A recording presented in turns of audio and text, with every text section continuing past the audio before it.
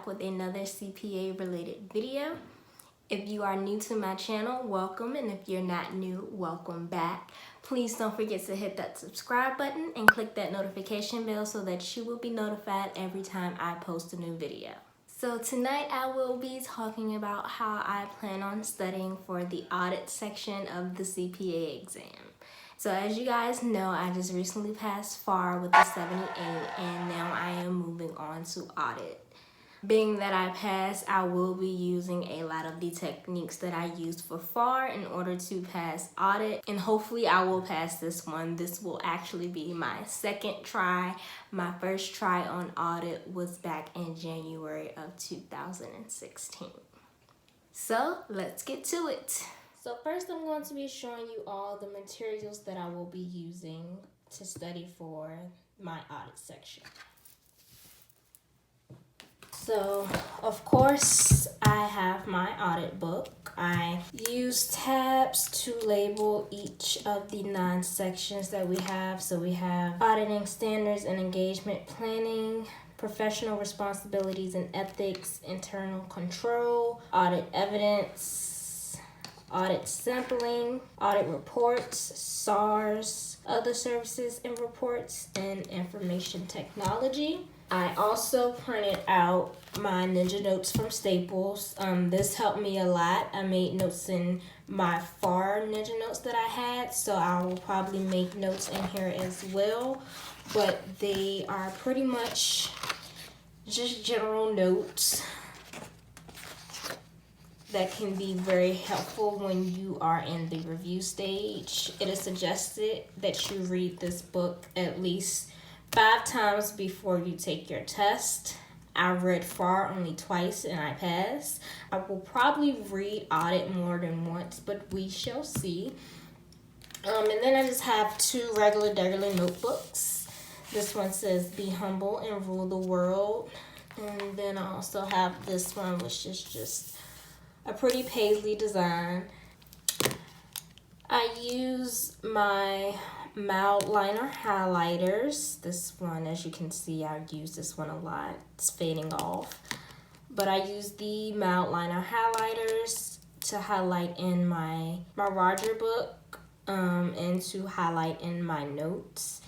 And then I just use a regular black Papermate Inkjoy gel and 0.05.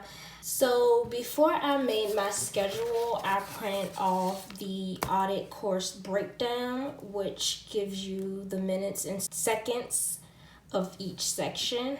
I converted each section into how many hours it would take me to get through each of the lectures. As you can see, these are super long sections. And then I also went through and I wrote down how many questions were in each section, as well as the targeted amount of questions suggested by Roger. Once I gathered all of this information, I plugged it into an Excel document. So here is my study schedule here. As you can see, this week I took a break. This was actually the week that I found out my scores, and I start on Monday, which is tomorrow. You guys won't be viewing this video until Monday. So by the time you're viewing this video, I would have completed 3 hours of lecturing. Based on the hours for section 1, as you can see, I have 3 hours for the 25th, and then I have 1.5 hour lecture for the 26th. So I only study for a minimum of 3 hours Monday through Friday. Some days I will study more. It honestly depends on how I feel and what other task I have to do that day.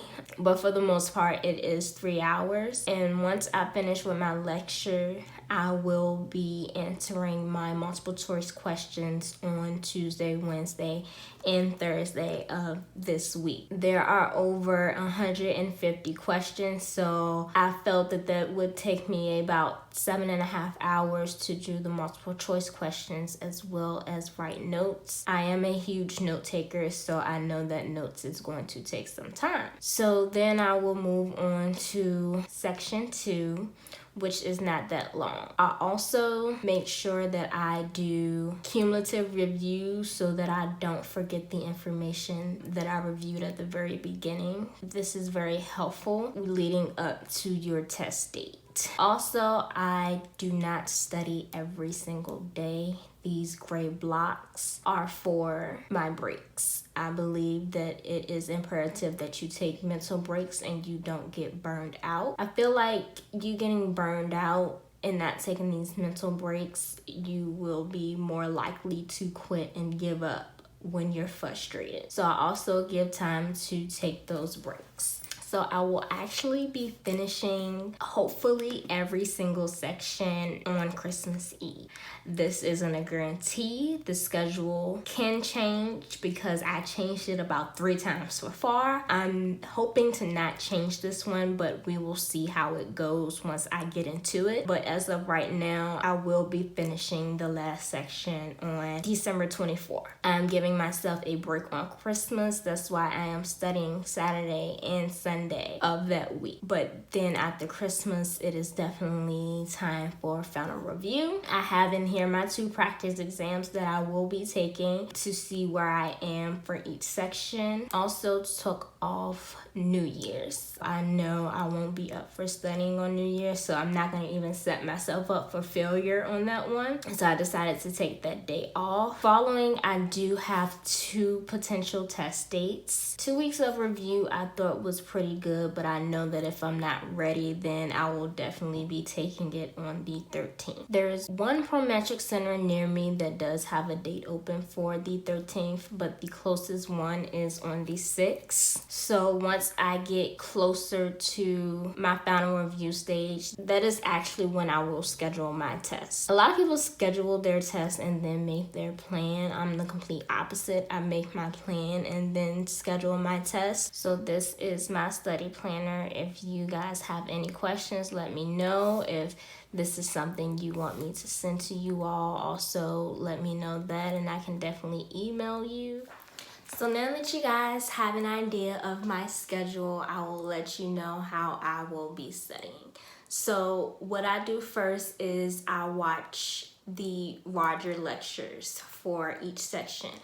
But I actually watch them at 1.5 times the speed to kind of speed up the process.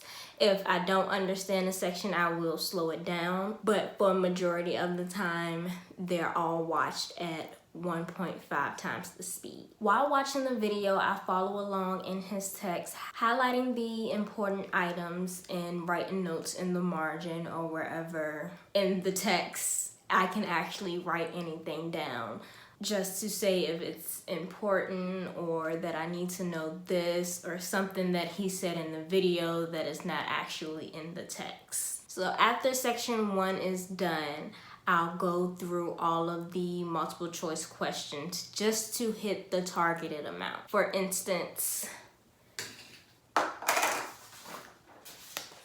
for section 1, there's actually 170 questions, but the targeted amount is 152 questions. So I will answer 152 questions just in section 1, and hopefully I hit the suggested percentage as well. After I'm done with the multiple choice questions, I will go back through the questions and write notes on the questions that were answered wrong, and I'll also go back through the text and write notes on what I felt that was important just for it to stick. Me rewriting items actually sticks better than hearing them or just reading them. So while I'm studying, I do a lot. And when I say a lot, I do a lot of writing.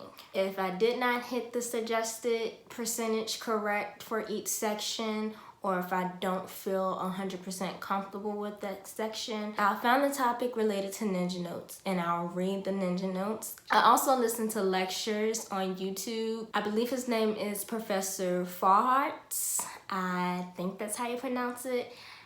He is actually an accounting professor, and I believe that his lectures are phenomenal. I use them for FAR, and I'm hoping to use them for audit as well. If I don't understand a section or a topic, I feel like that his videos are more so in layman's terms than watching the Roger videos. I haven't actually listened to anything ninja related, so I don't know how those videos are, but so far Farhart's videos are great videos, especially if you're not retaining the information or understanding any of the concepts. So after I am done with each section, which Roger has 9 sections for audit, I am in full-blown review mode. So what I did for FAR when I was in review mode, I went through each section. I actually used 10 questions because there are over 30 sections in Roger's review. So to actually kind of get through the process, I only did 10 questions each. But for FAR, being that there's only 9, I believe that I'm gonna go with 30 questions for each section to make sure that I understand the information. Whichever ones that I get a 75 or below on, I will go back and review that question. If it's just reviewing the videos from the cram course or going back and listen to Professor Farhart's lectures, maybe this time I will try out ninja videos. Once I review all of my weak areas, then I will just hammer MCQs until the end of time. That's what I did for FAR. I just hammered MCQs, just did them non-stop. I didn't do too many of the sims. For FAR, I did it after each section, so I honestly kind of memorized the answers, so I didn't even go back and review them if I didn't have to. I will do the sims after each section as well, so we will see how that goes. And that is how I plan on studying for the exam. If you have any suggestions, please feel free to comment below. I am up for changing things up. Both sections are totally different, so there isn't a guarantee that this is what I'm going to stick to, but as for right now, it's what helped me pass FAR, so hopefully it'll help me pass audit as well. Again, please don't forget to hit that subscribe button and click the notification bell, and I will see you guys in my next video. Bye!